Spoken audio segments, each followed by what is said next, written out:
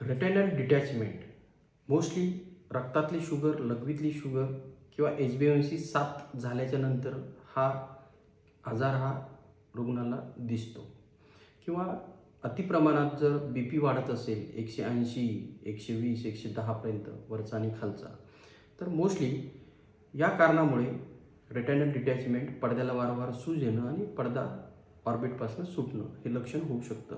This is a emergency treatment आणि या ट्रीटमेंटला तात्काळ ट्रीटमेंट करणं खूप गरजेचं असतं.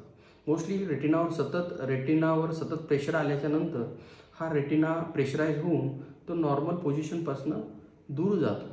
तर काही अर्ली स्टेजला लक्षण जाणवतात. डोळ्यासमोर काळे वर्तुळं जाणवणं, केस माशा जाणवणं किंवा डोळ्यासमोर सतत सडन फ्लॅशेस ऑर लाईट जे असतात ते डोळ्यावर चमकल्यासारखे रिफ्लेक्ट होतात किंवा ब्लरी व्हिजन हे कमी वाटायला लागतं किंवा डिमनेस व्हिजन असे लक्षणं अर्ली स्टेजला जाणवतात किंवा जास्त प्रकाश जर असेल तो सहन होत नाही, सेन्सिटिव्ह ऑफ लाईट, आणि काही रुग्णामध्ये नजर ही हळूहळू कमी व्हायला लागतं. तर अशा आजाराला आयुर्वेद हा पूर्णतः हद्दपार करण्याची आयुर्वेदामध्ये क्षमता आहे. जर रुग्ण लवकर आला, अर्ली स्टेजमध्ये आला, तर रेटिनल डिटॅचमेंट जो भाग आहे तो आपल्याला वाचवता येईल आणि आजूबाजूचा दुसरा राहिलेला रेटिना तो जो सुटणार आहे वेगवेगळ्या कारणामुळे तो सुद्धा वाचवता येईल.